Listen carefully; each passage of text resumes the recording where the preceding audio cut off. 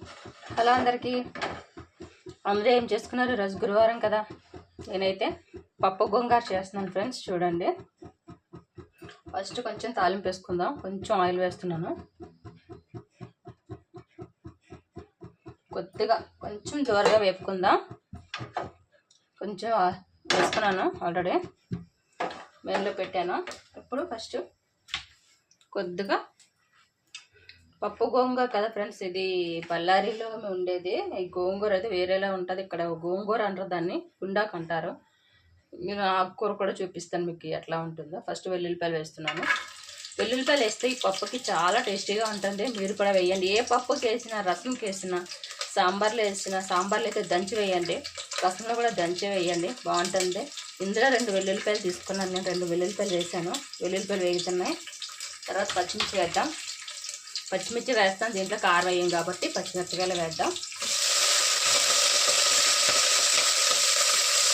దూరగా వేసుకుందాం.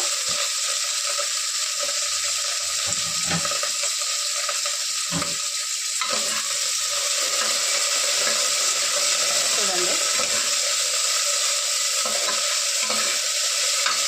ఇది వేగినాయి. టమాటా ఉల్లిపాయలు వేద్దాం కొద్దిగా.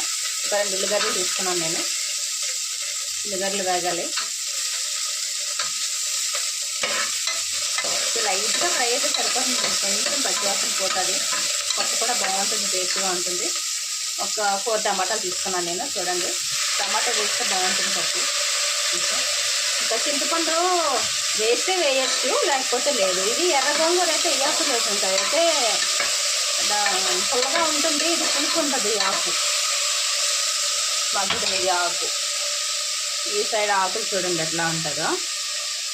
ఇది మన సైడు ఆంధ్ర సైడు ఎర్ర గోంగూర ఉంటుంది కదా, అట్లా ఉండదు. ఇది వేరే ఆకు. ఈ పుండాకు అంటారు ఇక్కడ. ఈ ఆకు బళ్ళారిలో ఉండేది. ఈ ఆకు వేస్తున్నాను. ఆకు కూడా కొద్దిగా బాగా మగ్గాలి.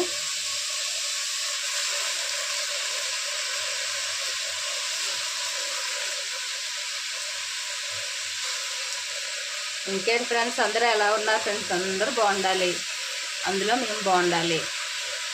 ఇంకేంటి ఫ్రెండ్స్, పిల్లలు అందరూ స్కూల్కి వెళ్తూ ఉంటారు. అందరూ మా పిల్లలు కూడా మార్నింగ్ వెళ్ళిపోయారు. ఇంకా మళ్ళీ వాళ్ళు వచ్చేసి 5:30 అవుతుంది పిల్లలు స్కూల్ నుండి రాబడికి. మళ్ళీ వాళ్ళకి ఏదో ఒకటి స్నాక్స్ చేసి ఉంచాలి. ఈవినింగ్ వచ్చి తింటారు. స్నానం చేసి టిఫిన్ మళ్ళీ తినేసి, స్నాక్స్ ఏమైనా తినేసి మళ్ళీ ట్యూషన్కి వెళ్ళిపోతారు ఫ్రెండ్స్. పప్పు చూడండి, పప్పు ఇది తీసుకున్నాను. పప్పు క్వాంటిటీ మీకు ఎంత కావాలో అంత తీసుకోండి. బాగా క్లీన్ చేసేసుకోండి. పప్పు క్లీన్ చేసేసుకొని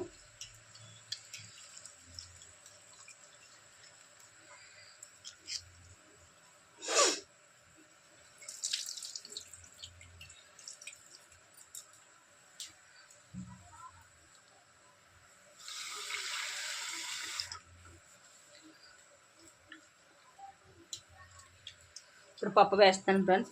పప్పు చూడండి, పప్పు 2 టైమ్స్ క్లీన్ చేసేసాను ఆల్రెడీ. పప్పు కూడా కొద్దిగా మగ్గాలి. మగ్గాక మనము ఉప్పు తర్వాత వేసుకుందాం. పప్పు అంతా అయ్యాక వేసుకోవాలా, లేకపోతే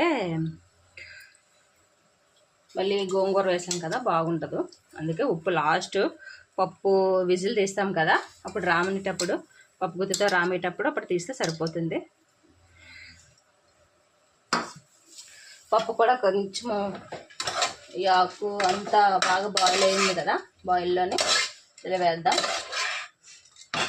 ఫ్రెండ్స్. ఇది చింతపండు కావాల్సి వేసుకోండి. మీకు పులుపు ఎంత తింటారో దాన్ని బట్టి క్వాంటిటీ తీసుకోండి. నేనైతే వేయటం లేదు, టమాటా వేసాను కాబట్టి. ఇప్పుడు కొద్దిగా పసుపు వేసేసుకుందాం, ఎందుకంటే ఇందులో కారం వేయకూడదు. కొంచెం పసుపు వేసుకుంటున్నాను నేను.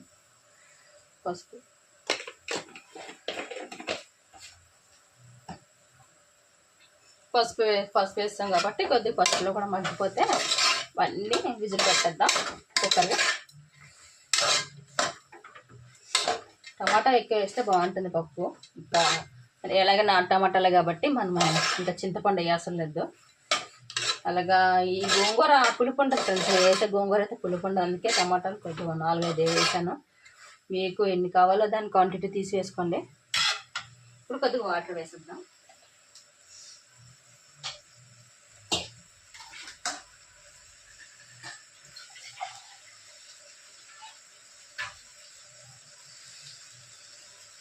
వాటర్ వేస్తున్నాను.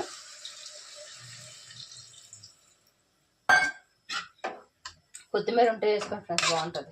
కొత్తిమీర వేసుకుందాం, నాకు లేదు అందుకే వేయలేదు. ఇప్పుడు విజిల్ పెట్టేద్దాం. విజిల్ పెట్టాక ఇది పప్పు అంతా బాగా పప్పు గుత్తితో రాముకొని మీకు పోపు వేసేది ప్రాసెస్ కూడా చూపిస్తాను ఫ్రెండ్స్. ఓకేనా ఫ్రెండ్స్, పప్పు రెడీ. పప్పు తాలింపు పెట్టేసుకున్నాం కాబట్టి ఘాటు ఎక్కువ ఉంది, దగ్గు వస్తుంది, అందుకే పప్పు గోంగూర రెడీ అయిపోయింది ఫ్రెండ్స్. ఎందుకక్క గట్టిగా ఉంది పప్పు అంట, ఎందుకంటే సాయంత్రం రొట్టెనే చపాతీ అయినా చేస్తాను కదా, దాంట్లో కూడా సరిపోతుందని, అందుకని కొంచెం గట్టిగా చేశాను పప్పు. ఓకేనా ఫ్రెండ్స్, మీకు నచ్చిందా కామెంట్ చేయండి ఫ్రెండ్స్. ఓకేనా, బాయ్.